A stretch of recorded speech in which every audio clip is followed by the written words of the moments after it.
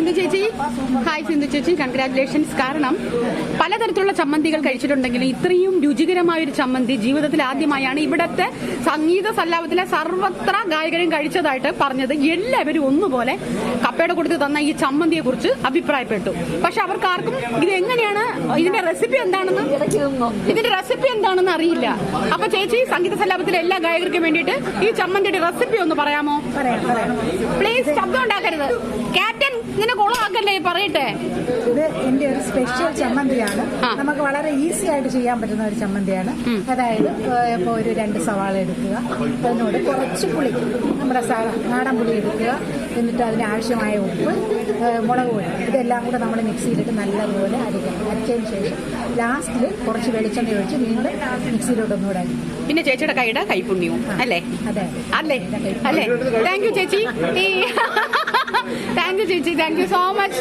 ഇത്രയും നല്ലൊരു ചമ്മന്തി സംഗീത സല്ലാപത്തിന് പരിചയപ്പെടുത്തിയതിന് പ്രത്യേക അഭിനന്ദനങ്ങൾ. ഇനിയും ഇത്തരത്തിലുള്ള രുചികരമായ ഭക്ഷണ പദാർത്ഥങ്ങൾ ഇവിടെ കൊണ്ടുവരണമെന്ന് അഭ്യർത്ഥിക്കുന്നു. ഇതാണ് ലഡു. നമ്മുടെ ശ്രീലത ടീച്ചറിന്റെ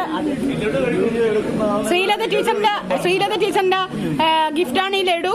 ടീച്ചറിന്റെ വീട്ടിലുണ്ടായ ആ ഒരു വലിയ സന്തോഷത്തിന്റെ ഭാഗമായിട്ട് സംഗീത സല്ലാപത്തിലെ എല്ലാ ഗായകർക്കും ഒരു മധുരം ടീച്ചറിന്റെ വകയായിട്ടാണ് ഇവിടെ തന്നിട്ടുള്ളത്. ഇവിടെ എല്ലാവരും ലഡു കഴിക്കണ കണ്ട, രാജ് ലഡു കഴിക്കണ കണ്ടപ്പോഴത്തേക്കും അത് കാഞ്ഞിര കുരു കഴിക്കും പോലെയാണ് കഴിക്കുന്നത്.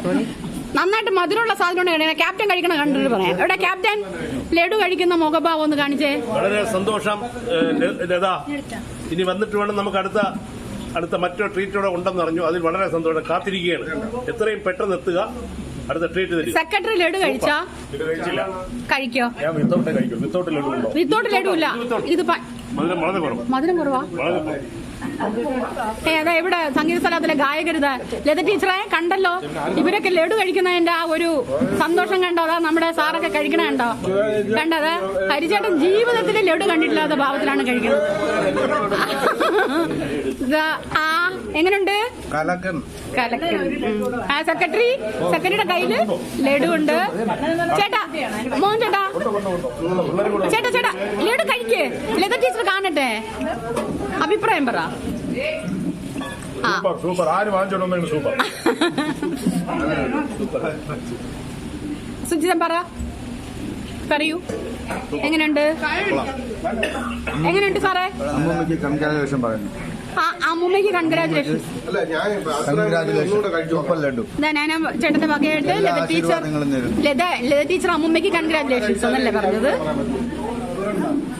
ഞാൻ കഴിച്ചില്ല, എനിക്കുള്ളത് വെച്ചേക്കണേ.